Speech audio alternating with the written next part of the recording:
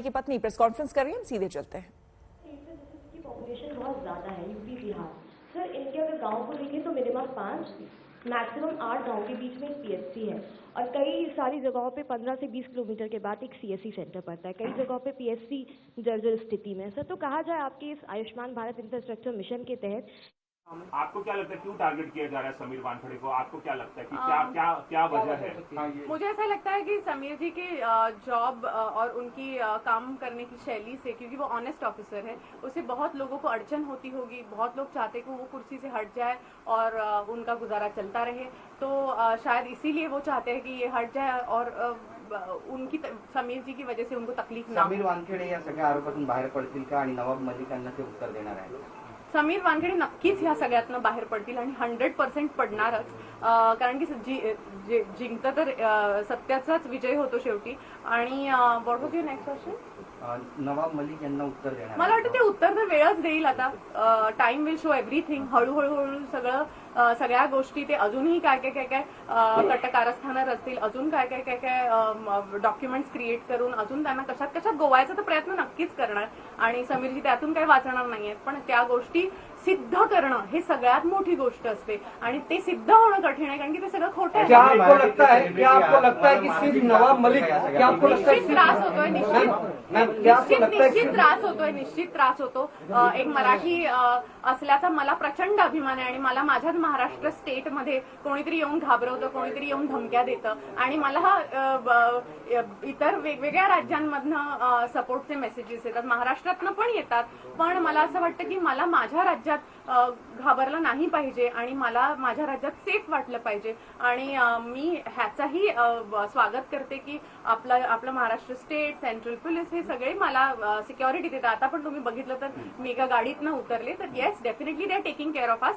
पण ह्याच्यात जी लोक आहेत, जी अँटी समीर वानखेडे लोक आहेत, ती आम्हाला प्रचंड त्रास देत आहेत आणि माझ्या ऑफकोर्स जे आम्हाला ट्रोल केलं जातं, आम्हाला मारण्याच्या धमक्या दिल्या जातात, आम्हाला लटकवून टाकतील, जाळून टाकतील अशाही धमक्या येतात.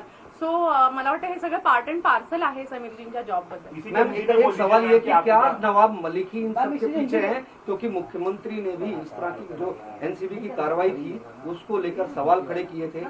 बाद में होम मिनिस्टर ने भी कल जब मीटिंग हुई उसके बाद बयान दिया कि जो लोग इस तरह के कार्य कर रहे हैं लीगल एक्शन उनके ऊपर लिया जाएगा.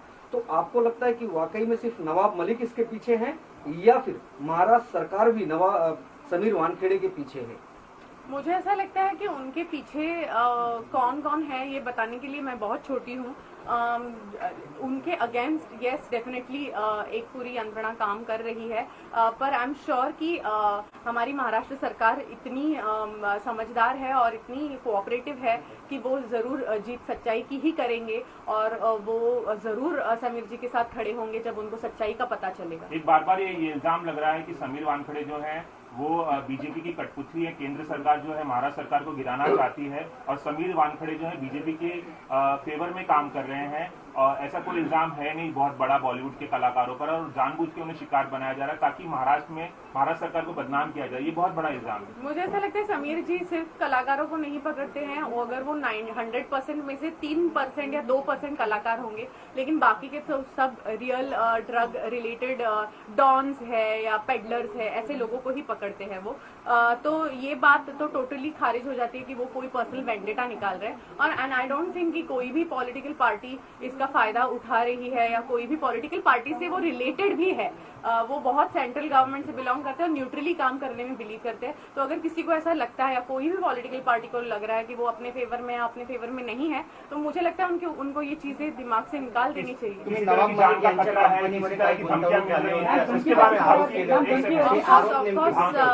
जान का तो खतरा है ही. सिक्योरिटी दी हुई है उसके लिए मैं हमेशा धन्यवाद करना चाहूंगी.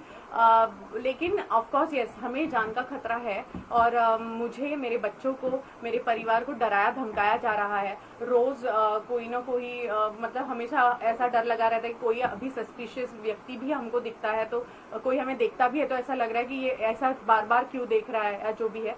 तो डेफिनेटली हमें ट्रोल्स आते हैं, सारे फेक अकाउंट से आते हैं और हमें धमकियां दी जाती है कि आपको लटकाया जाएगा, आपको जलाया जाएगा, अब देखिए हम आपकी कैसे परेड कराते हैं, हम आपको पब्लिक में जला देंगे. तो आई थिंक ये सारे स्क्रीनशॉट्स हमने लिए हुए हैं और ये सारी चीजें ये सारी चीजें हम लोग ट्रैक कर सकते हैं। I am sure through cyber cell की ये कहाँ से मैसेजेस आ रहे हैं, इसके सारे स्क्रीनशॉट्स हमने लिए हुए हैं और ये वक्त आने पे हम जरूर देंगे और वो सारे अकाउंट जरूर ट्रैक होंगे और फिर पता चलेगा कि ये कौन सी PR मशीनरी है जो हमारे अगेंस्ट काम कर रही है। खतरा किससे है, कुछ नाम बता सकती है? नहीं, मैं कुछ नहीं बता सकती, ये तो सबूत डिसाइड करेंगे।